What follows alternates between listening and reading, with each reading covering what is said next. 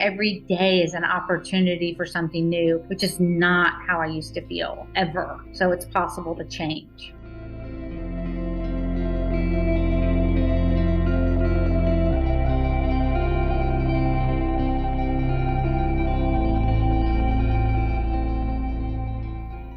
Welcome to Controlled Chaos. I'm your host, Shana, and this is one of my really good, known forever friends, Sharon. You want to kind of tell us a little bit about yourself, introduce yourself? Sure. Thanks, Shana. I am Sharon Sauer, and I am an LCDC and a CCMI. So what that means is I do interventions and I counsel people with drug and alcohol problems. And I've been working in this industry since like 2013, which is a miracle in and of itself because there's a high burnout rate. But I do think my true passion is about carrying this message and helping the next alcoholic and whatever that looks like for that day. I'm also going to celebrate 19 years on the 20th of this month. So, yay! Yeah. I love that. 19 years. Yeah. I just so know. How did you do it? Tell us the how. I went to treatment. I mean, I think if I didn't go to treatment and hear the message the way I heard the message from Chris Raymer at La Hacienda, I mean, I remember him being very passionate and the way I listened to him for what he caught my attention. Everyone else was sort of monologue, but the way he delivered the message made sense to me. He started talking about mental blank spot and not remembering the suffering and humiliation of a week or a month ago. And I was like, that's me. I don't remember. Like everyone's asking me just stop drinking and I can't because I don't remember what I did. And it's not about blackout, but it doesn't come to my mind. And even if it does, it doesn't deter me from taking the next drink. So my insanity around alcohol was presented to me and I understood it for the first time in treatment. And I really think without that piece, I wouldn't be here because I was not one of those people that was going to raise their hand in a meeting and, learn from AA. I was going to judge, So I'm just very blessed that I went to treatment one time and it was an okay experience, but I didn't want to do it again. I mean, I was not going to be a repeat customer. So I think my parents intervened and I think just the, secret was up. Like I couldn't go back to my life because now everyone had known that I went to treatment. Right. So life had to change and it was me that had to change it. And that was news to me. I was like, what? I thought, I wanted to blame everybody else and put it and make everyone else do things. And this was the first time I was 33 years old that I actually took responsibility for my own life. And it's pretty old. I love that you said that the gig was up and like everybody knew, so you couldn't go back to your old life because that's so different than what I experienced. I was like, so these people know, so I'm going to figure out how to tell them it's something else so I can still drink a little bit, or I'm going to find new people to be around. Yeah. Like, it's crazy how we will go like out of our way to get what we want and to lie and to, just to do exactly what we want. But a one and done, right? So a lot of people talk about, I guess, relapse and how sometimes people will say like it's part of recovery. And there's a lot of people right now saying, well, it doesn't have to be part of recovery. And that's very true. There are people out there who kind of get it and move on. What do you think the difference is? Like when people get it the first time and people that take longer to get it, what do you think it is? Just something missing or? Well, I mean, I went to treatment one time, but I did relapse. So my sobriety date is March 20th as opposed to December 1st. And I don't know that I can answer that. I have two friends in Houston. They went one and done to La Hacienda and they have more time than I do. I think there was a difference back then in the way the message was delivered. I'm just going to say that. I think that there was less political correctness around what you could and couldn't do in treatment. I mean, these guys were getting up and yelling and screaming and cussing, and I was relating to that. I don't think you can do that anymore without hurting someone's feelings or watering it down in a way that makes so we can coddle people and make sure that they feel good. And, I get it. Like I had trauma, like I understand where that's coming from. I just do not believe that it helps an alcoholic get sober. Like I have to go to therapy. I've done several trauma intensives. I still have a counselor, and it's a separate set of issues that requires a separate set of solutions. I thank God for the way that the message was delivered to me. I mean, without that, I don't know. I think people get complacent. And again, when we were talking earlier, it's this idea like, okay, we'll get sober. Like that is a foreign concept for an addict or an alcoholic to understand or even to grasp. And I think, to have some compassion around that just because you did it doesn't mean everyone can, and not like when I say I have 19 years, it's not something I say often. I try and like just be in today and my struggles today. Yeah. And so that I can be more relatable, because it doesn't keep me sober. My length of sobriety doesn't, my self-knowledge doesn't, my other people, my sponsor doesn't, my willpower, as much as I want this thing, it doesn't. So I know it all has to do with my connection to God. And so that's what I'm going to say is my answer, is like, how did they get a new power come in? Did they have a new experience with this power that's greater than them? Because that's what I had. And I continue to have. And that's the grace of God that keeps me sober. It's not me. It's my willingness to get quiet in the morning and get connected to him before I leave my door. And that's the truth. Oh, girl, I forget how good you are.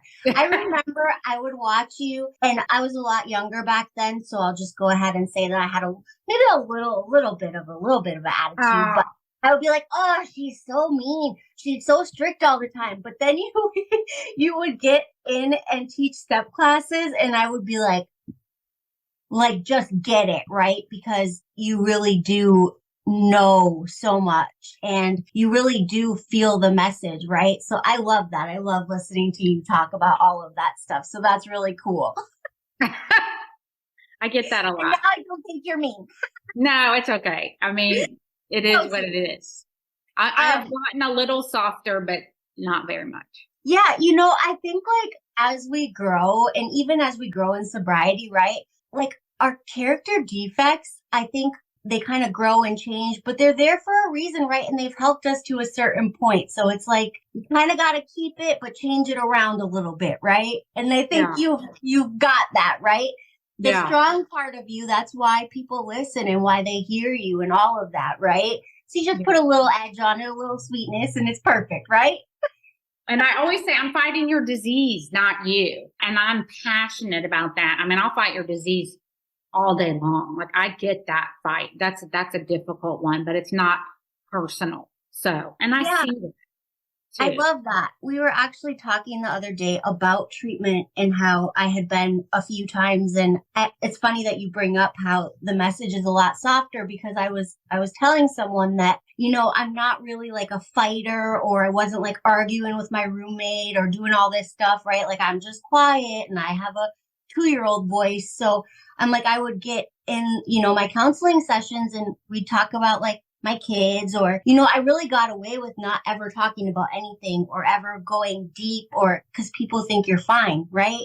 Mm-hmm. And they just tiptoe around you because you're kind of quiet, or you're kind of, and I was on a podcast a few weeks ago, and this lady was a therapist, and she just went in on me about my childhood and like all this stuff, not in on me, but she just went like deep, and I was like, and I'll tell you what, I left that podcast and I was like, I don't know if I've ever been to therapy. Like, this is crazy. Like, she really touched on some things that I had never even thought of, or even, I was like, I think I just got Dr. Phil. like, what just happened? And it made me think in treatment, people really do kind of tiptoe around you, and they're soft, and maybe it didn't used to be like that. Cause I was like, I thought I had been to counseling and but no, I had never really talked about any like trauma or anything like that. Right. And I'm like almost 40. Yeah. Well, and I think it's a process. I mean, I think when it comes up and you're ready, then you can address it. I did not address my trauma in my first year. I didn't really even do intensive work until I was 10 years sober. Yeah. When I went down when we worked on the island, I would drive once a week to McAllen and I did EMDR for a year. And Yeah. just turned out the therapist was very well known down there, but she's the only one in the valley. And so, I mean, I think that there's a timing and a place for everything. So, Yeah. and these people that are like, oh, I'm going to do EMDR and fix all my trauma in 30 days is just unrealistic I mean, that's just not going to happen. You can know about it, but then is it resonating with you? I mean, I don't know. I mean, I was in a meeting Tuesday night. And we were talking about Bill's story, and he was talking about how he went to treatment and they did belladonna therapy and like hydroboarding, which is like waterboarding. I'm making Right. up that word. It's something, it's hydro something, but like that was in this century. Like that was the best we could do, was like give you a lobotomy, separate you from your alcohol, and then say, go figure it out. Like that's Right. like, you're an alcoholic. This is what we're going to do for you. Give you some self-knowledge, remove it from your body, and then be like, okay, go figure it out. There wasn't this spiritual solution. There was no community. There wasn't any AA. I mean, he wrote the big book, I mean, he didn't get the spiritual piece until Ebby came and visited him. And he's going along the bottom thinking about suicide. It's like you're at this point in your life where you're going to commit suicide or you're going to get sober. Like that's how far most of us have to get before we decide, okay, before we surrender to something else. That is horrible information. People that are not true addicts and alcoholics and that can just quit or do a dry January don't understand us and we don't understand them. And there's a huge line and there's a huge difference. And I think, we've got to like start really talking about that. I think it's great. Do a dry January. I think it's great. I think if you are struggling and you go to Al-Anon, rock on, but just don't go in there and sponsor people, I mean, just don't. I can't even. I'm so excited that you brought this up because I am newly sober coaching and doing obviously this podcast. And I've run into a bunch of ladies that I love, but on Instagram. But there is this whole movement right now that like you don't have to call yourself an alcoholic. That doesn't mean you're in denial. You can quit drinking without hitting rock bottom. And I'm like, yes, and I love that. And I love you guys. I don't want to ever hurt anybody's feelings. But here's the deal. If that person is dependent on alcohol, first of all, them just quitting out of nowhere is not even an option. And they could die from that, first of all. Right. Second, have seizures from that. But second Right. of all, they need to know if they are dependent on alcohol. If you don't want to call yourself an alcoholic or you don't want to do the 12 steps or you feel like this or that might work, that's totally up to you. You don't have to do anything, but you really should know if you're dependent first. Yeah. And also, if you were not dependent and you're coaching somebody who is, like me, laying in bed for months on end, throwing up alcohol in Walmart bags and then drinking it all back up, right? You might be out of your league. Yeah. And you might not be able to help that person and you might be giving them not great advice. Yeah. And that I really found it hard what to say about that, because I'm like, if somebody like me came to you and you were just like, oh, just stop and do that. Like, what? Yeah. And the There big is book a says, line. it talks about it talks about identifying with the physical allergy and the mental obsession. I mean, it does. If you can quit and stay stopped, great. It's like, can you control and enjoy? I always use that. When you are controlling it, are you enjoying it? And when you are enjoying it, are you controlling it? Like that's sort of my way that I go about, qualifying somebody and very briefly. But I do think that's true about you can cause some harm. And I also, when you're talking, I was thinking about the parents. I've just been dealing with some parents in Wimberley wanting to do an intervention on their son, and the mom and dad are not on the same page. And the dad thinks he can just quit, and the mom understands that he can't. But until they get on the same page, he's going to continue to do what he's doing. And so I think it's interesting. Again, I think that's where it's coming from, because I just talked to her this morning. And the dad's a cop, and he's just like, oh, when he's ready, he'll be ready. And like, no, he's never going to get there. I mean, he's not going to get there on his own. Like, that's what sucks about this disease is I can't get better by myself. I have to get involved in a community, and then I have to start helping people and sponsoring people. Like, it's not something I can do on my own. And I'm not going to hear the message from my parents. It has to be somebody outside of that circle that's armed with the facts about alcoholism. Like, I have to be armed with the facts and then be able to pull you with the vision. If I can't pull you with the vision, then I'm not the right person for the job. Yeah, like 100%. And I get that. I mean, there are some cases where I'm like, this is too close to home. This is a family friend. And you have to make referrals out. I've said no to sponsoring people there was a girl that was smoking meth. I was early on, and she had a whole language and a whole culture that I did not understand. I did not. And I had to finally just tell her, like, look, I don't know what you're talking about. And I do not think I'm the best person. She's still sober today, that little girl in Houston. But when she was coming over, I was like, what? People know when you're not it, right? Because if somebody, and I've even said it because I talk a lot about this stuff on my Instagram, right? And I've even said that, like, no offense, but if you're just like the mom that's drinking a little wine at home and you're just like, oh, this isn't really great for me and you can stop tomorrow, I'm probably not your one, because that doesn't make any sense to me. Like, that's very good for you, but like, that hasn't ever been my experience. Like, I was sick, and that's like not to say, not to like brag or say, I was so sick, but it's truthfully, like, I look and I'm like, there is a line, right? There really is a line of alcoholism. Like, I knew, Sharon, that I was an alcoholic when I was young. Yeah. And I might not have used that language, but like, I looked at other people and was like, oh shit. Yeah. Like, they're not doing what I'm doing. No.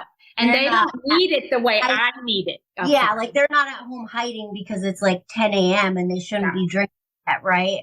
Yeah. They're not like trying to put water in their wine so it's not as bad. Like, you know what I mean? Like, yeah. And it's the intention behind it. Like, I needed it to get right. Like, I needed that first drink just to get me right. Like, I wasn't okay without it. So I think about that a lot too. Like, when we talk about self-medicating, like, oh, I had no idea. I didn't have these words, but I just knew I needed a little liquid courage before I was going to go to that party. But really, it was more than that. I mean, like, I think the dishonesty around the disease and the shame is so great that when we come in and we start talking and we start telling our truth, people are like, oh my God, well, I'm not as bad as that. Like, okay, it's not to compare, it's really to give people courage. Like, it's okay if these are some of your struggles, because we've been through them and we've gotten to the other side. Like, the important part of all of that is like, yeah, I used to throw up and then drink again. Like, yeah, for sure. Like, but now I don't have to, I mean, like, that's the good news. Right. Like, I am no longer in my toilet crying, begging God, saying, I will never do this again. Like, I got that firm resolution every time. Like, I am never doing this again. And I was doing it again by the next morning. Like, it was like, not literally waiting in the morning for the store to open and being like, and honestly, just to probably like hear the shakes, right? Like, sometimes it was just to like make me feel better, not even to like, oh, I'm going to get drunk, but like, no, I got to work and I'm not going to be able to be standing up straight and okay if I don't get like a few drinks in or what. But I just think sometimes people don't realize how bad it gets for people. And then it's like, you do have to find a solution. You have to find something. And I'm not ever going to say that AA or the 12 steps is the only form of recovery, because I've seen people who do well doing other things, but you have to have a program. You have to have a plan. I feel like you have to have a spiritual connection. And that's just me. But even me, I do a mix of a lot of things together, right? But I get so worried about this thing going on now where it's like, oh, you don't have to do that. You don't have to call yourself an alcoholic. You don't have to. And no, language isn't the end of the world, but you better know if you're dependent, like, you better know.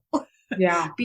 Start messing around with making changes or just thinking you're just going to stop and be okay. Yeah. I love that you said medically necessary for a detox, because that was, I didn't know that. I'm like, you can die from, one of my friends did die basically from trying to sober up to go meet her dad, try and act normal, even though she'd been drinking, relapsing, that she had a seizure. And they had called a family meeting. They were going to send her back to treatment. She had a seizure and she went to the hospital and she died. She's my age. She was and one of my high school classmates. And so I'm 53 and this dying is starting to happen all around me. Another really, my best friend, Yes. her brother died of this disease. We helped him for a little while, but he had cirrhosis and his kidneys were failing, his liver was failing, and he was, the story, he had just given up. Like, it's just too hard for him. And his dad had done the same thing. We repeat the same cycle, and it's just, he's like, I will never want to leave my son the way my dad left me. And then that's exactly what he ended up doing. And my thing is, your brain, if you don't add anything new in, if you're not introducing a new story, it's going to go to what it knows. And I think that's exactly what happened. I mean, Yep, even I love that. Because I can remember I had to be like 21 years old and I had did something with a prescription or whatever. And I was using a prescription a lot at the time. And my dad, I got in trouble and I walked in my dad's house and he was like, why? Like I'm like a daddy's girl. So it was like the end of the world, right? That he was disappointed. And I was like, Dad, I don't know. Like, I need it. And he just stopped and looked at me and he was like, when he was young, my grandma had a drinking problem and her marriage wasn't that great or whatever. So they just said she drank because of that. And he was young and wanted her to stop drinking and he hid all her liquor bottles. And he was in the bathroom, like crying, shaking, having a fit. And he said he realized at that young age, at that time, that it wasn't just that she wanted it, she needed it. And he gave it all back and apologized for days. And he was like, I never asked a question again because I seen that she wasn't okay. And he was like, I just seen that same thing from you. And it makes me so sad. And it's so true that it's generational. Yeah. Like, it goes on. If you don't. It's deep. It was on both of my sides of my family. And I think that's why my parents intervened, because my mom's brother died from this disease, my Uncle Tommy, and then my dad's Uncle Bill died. It's not like they suffered but they died in their 40s, about 45. So my parents knew how this ended, right? Like they were like, you're going down this road and it's not a good road. It doesn't end well. And so they intervened. And my dad will say he's passed away now, but he said that was the hardest thing he ever had to do, was drop me off at treatment. And something in me broke. I'm not going to lie. When he left me there and drove off, I don't know. I had never been so emotional in my life. They made me stay in the detox unit because they were so worried about me. Because it was about that gig is up. Like there was something about, like they used to have gates that closed behind and they don't have them anymore. But there was something about that when the gate closed and I was on the other side of it that I just broke. And I'm so grateful for that now because that allowed God to come in. He comes through the cracks, not through the strengths. So I love that. Like that beam of light that comes through the cracks of the door, like that, God's on the other side. You just have to crack a little bit and then he'll, make up the room. I don't know why I was talking about that now.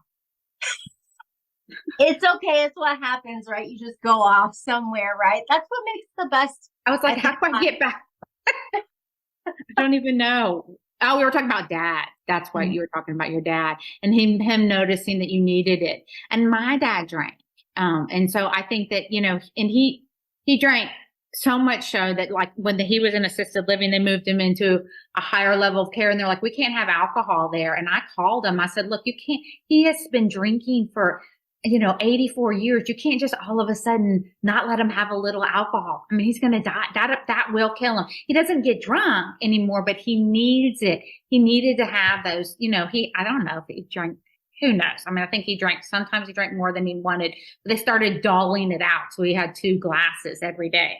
And I called and used my credentials, out of everyone in the family, you think I'd have been like, yay, let him be sober. But like, that wasn't what he wasn't wanting to be sober.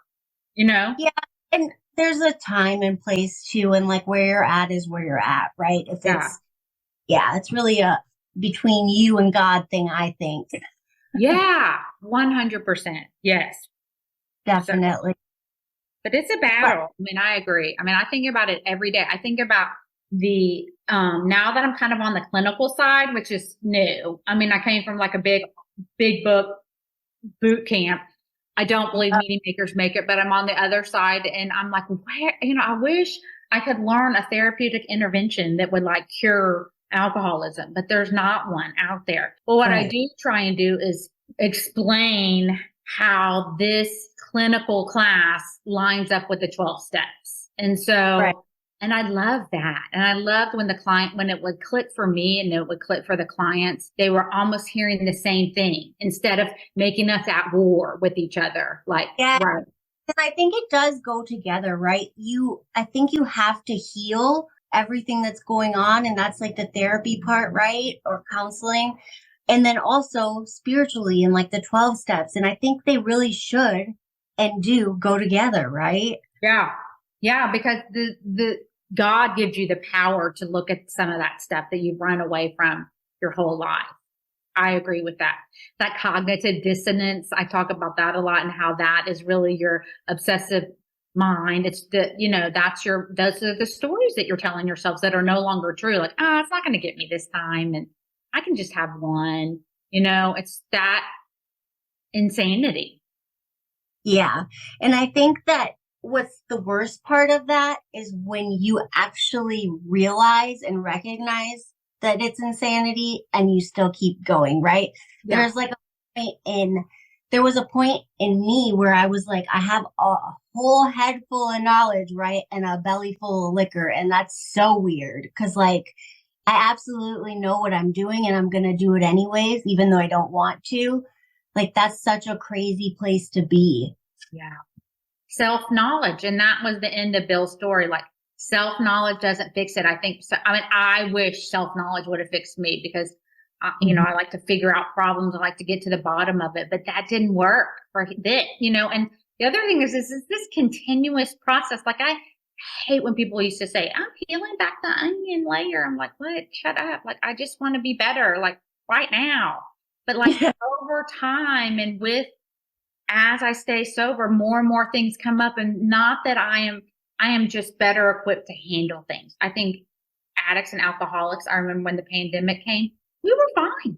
We were like, okay, we're going to go to meetings here. We're going to do stuff on Zoom. Like, we were very adaptable. And I don't know if that is because we had God in our life or it's because we had been in AA, but I don't think that I'm like, I don't think that we struggled that much, but a lot of people quit getting help. And so I'm going to take a lot of that back, what I just said. But, I remember at first, like, we were very flexible, but so many people suffered and they're still coming out of the woodwork. Like, I think depending where you were at in your journey, right? I was telling somebody the other day, like, I never realized, like, I'm almost to 3 years sober and this has been like the best year of my life. Like, not even a year in, right? I was like, oh, it's so much better. My depression, my anxiety, all that stuff is so much better. No, like, I feel so good now that like, I'm like 3 years in and I'm still changing, right? Like how I feel still changing.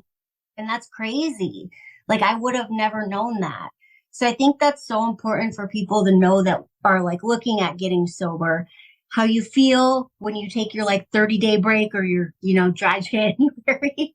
You're not going to feel like that. Like, it's going to feel so much different because it takes a while for your body to go back to like, I don't know what it's supposed to be like before you abused it for 20 years. Homeostasis. Yeah, for sure. And your chemicals and to rewire your brain too. I talk about that a lot. And, just to rewire your brain so that your perception of what your life looks like and what's really going on changes so that you can look and find gratitude in things and you can find solutions and happiness. And, that was not something I was trained to do, unfortunately. Like, I just looked at the negative and I waited for the next shoe to drop and I was just constantly prepared and constantly on edge. And I don't have to live like that anymore, and that's amazing. Forever, and now I'm just like, okay, how do we fix it? Like, what do we do? Yeah. Like, we don't need to talk about it for 9 hours. What's wrong? Like, what are we going to do? Right. Yeah. And right. And sometimes the solution is like seems so stupid. I'm like, really? Is it that's all you got? But the thing is, how much am I willing to like really follow that through up with action? Like, am I really willing to go down and write some things in my journal and call people and ask them for help and tell people what's really going on and be transparent? You know, Mm-hmm. like I think that people earn the right to hear your story. I'm a big believer in what Brene Brown said, because I used to just tell everybody everything and then get my feelings hurt. And I can't do that anymore. Like now, people earn the right to hear my story. Not that it's that glamorous or that whatever, but I get to have some integrity around it. And I really I think that that's an important piece that I miss early on in sobriety too, you know, Mm-hmm. and I don't Yeah, have to you justify have it. to be careful who gets like the close parts of you too, I think, because not everybody has good intentions, right? So I think like even like keeping who your friends are, and they talk about like people, places, things, but like keeping the people who are around you and close with you, you know, people who are good people and want good for you and stuff like that, that matters too. Yeah, it does. Because you can go down roads, and I see it all the time. You see people go into a sober living, and I mean, I just had a client, and he kept saying, "I keep relapsing. I go to sober living. I relapse. Go to." You've been doing it for like 2 years. I'm like, quit going to sober living. Like, just quit. You know, like Right. what? Not working. Yeah, it's not. That's not. And then go to detox. I mean, and he didn't have another choice, is what he was saying. His mom wouldn't take him back to his farm, but like there has to be a way out. Like something has to interrupt that cycle, whether it be from an outside source or your own internal.